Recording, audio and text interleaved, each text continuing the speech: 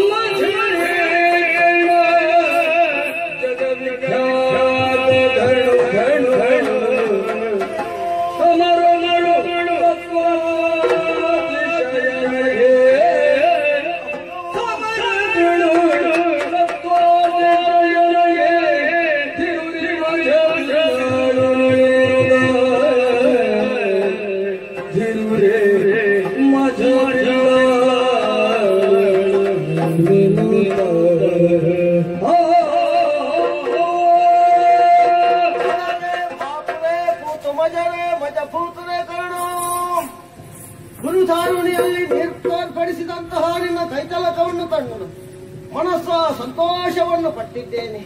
ಇಷ್ಟರವರೆಗೆ ನಿನ್ನನ್ನು ಎಲ್ಲರೂ ಅರ್ಧರತಿಯನ್ನು ಹಾಗೆ ಕೊಂಡಾಡಿದ್ದಾರೆ. ಆದರೆ ನೀನು ಅರ್ಧರತಿಯಲ್ಲ, ಮಹಾರಥಿ ಕರ್ಣ, ಮಹಾರಥಿ ಕರ್ಣ, ಮಹಾರಥಿ ಕರ್ಣ. ಏನು ವಿಚಿತ್ರವಿದು! ಕಾರಣಕಾರಿಯಾದಂತಹ ಕರ್ಣಾರ್ಜುನ ಯುದ್ಧ ಸಾಗುವಾಗ ಕೂತು ಮಜನ ಕರ್ಣ ಎಂಬಂತಹ ಉದ್ಗಾರ ಕೇಳಿ ಬಂತು. ಎಲ್ಲಿ ಏನು ಎಂದು ಯೋಚಿಸುವಷ್ಟು ನನ್ನ ಪ್ರತಿಸ್ಪರ್ಧಿಯಾದಂತಹ ಪಾತನ ರತನಾಮೂರ್ತಿಯಲ್ಲಿರುವಂತಹ ಶ್ರೀಕೃಷ್ಣ ಪರಮಾತ್ಮನಲ್ಲೇ ಬಂದಂತಹ ಉದ್ಗಾರ. ಓ ದೇವಾದಿದೇವನೇ, ವೇದ ಜನಕನಾದಂತಹ ಬ್ರಹ್ಮನಿಗೂ ಅಪ್ಪನಾದಂತಹ ನಿನ್ನ ಮಾತನ್ನು ಶ್ರುತಿವಚನವೆಂದೇ ತಿಳಿದಿದ್ದೇನೆ. ಯಾವಾಗ ನಿನ್ನ ಬಾಯಿಯಿಂದ ಬಾಯಿ ತುಂಬ ಮಹಾರಥಿಯನ್ನು ಕರೆಸಿಕೊಂಡೆನು, ನನ್ನ ಜನ್ಮಕ್ಕೆ ಸಾರ್ಥಕವಾಯಿತು. ನೀನು ಹೊಗಳಿದ ಮಾತ್ರಕ್ಕೆ 6ಕ್ಕೆ ಏರೋಣಲ್ಲ, 3ಕ್ಕೆ ಇಳಿಯೋನು ಅಲ್ಲ. ಅದಕ್ಕೆಲ್ಲ ಸ್ಪಂದಿಸುವ ನಿನ್ನ ರಥದಲ್ಲಿ ಇದ್ದಾನೆ ಆ ಸುರಗಜ ದಿನ ಹುಡುಕ್ತಾವೆ ನೋಡು.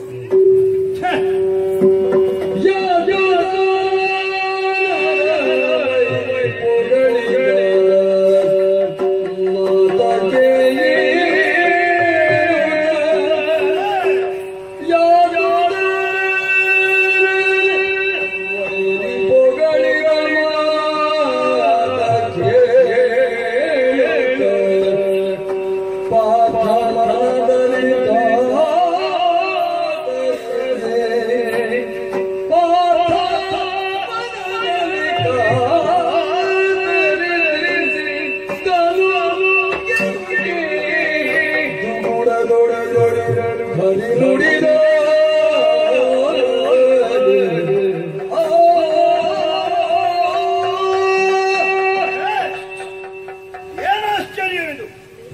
ಅತ್ಯಂತ ಉತ್ಸಾಹದಿಂದ ನಾನು ಈ ರಣಕಣದಲ್ಲಿ ವಿರೋಧಿಯಾಗಿರುವಂತಹ ಕರ್ಣನ ಜೊತೆಗೆ ಯುದ್ಧವನ್ನು ಮಾಡ್ತಾ ಇದ್ದವರು ಇನ್ನೇನು ಅದೇ ಕ್ಷಣದಲ್ಲಿ ಕರ್ಣನ ತಲೆಯನ್ನು ಹಾರಿಸ್ತೇನೆ ಎನ್ನುವಂತಹ ಉತ್ಸಾಹದಲ್ಲಿದ್ರೆ ಒಮ್ಮಿಂದೊಮ್ಮೆಲೆ ಏನು ಉದ್ಗಾರ!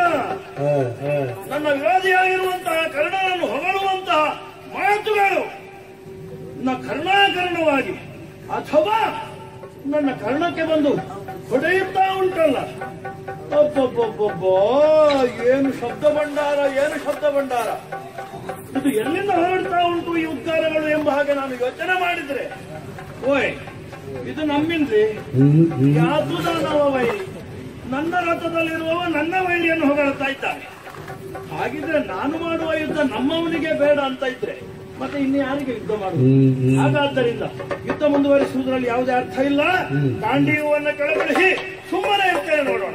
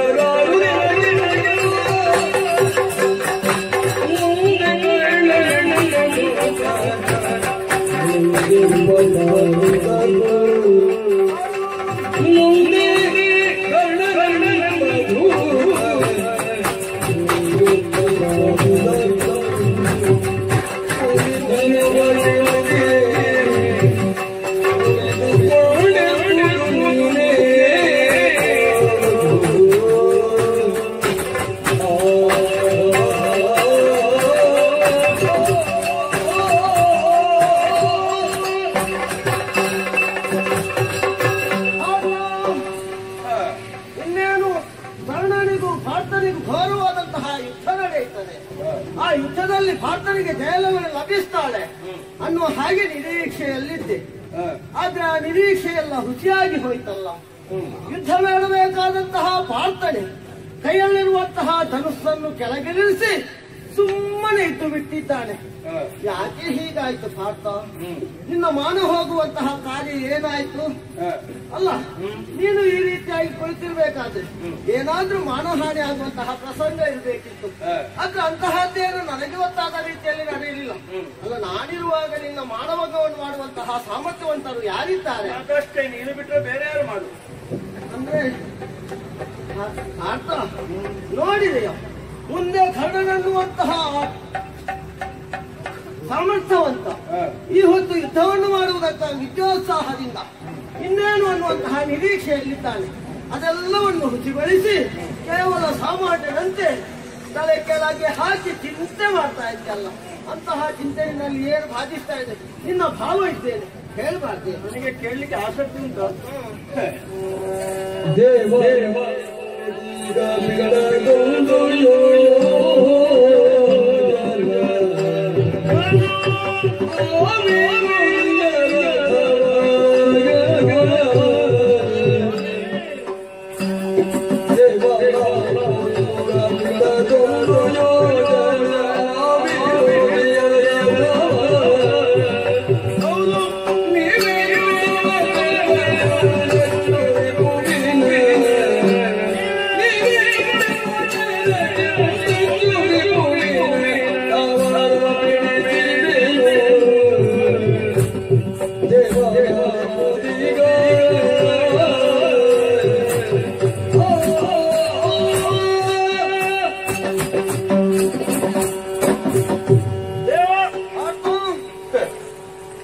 ಈ ತನಕವೂ ಕೂಡ ಯಾವ ದಿವಸದಿಂದ ತಾಯಿ ನಮ್ಮನ್ನೆಲ್ಲ ನಿನ್ನ ಪದಬುಡದಲ್ಲಿ ಕಳುಹಿದಳು, ಅಂದಿನಿಂದ ಇಂದಿನ ತನಕ ನಿನ್ನನ್ನು ನಾವು ದೇವ ದೇವ ಎಂಬ ಹಾಗೆ ನಂಬಿಕೊಂಡು ಬಂದವರು.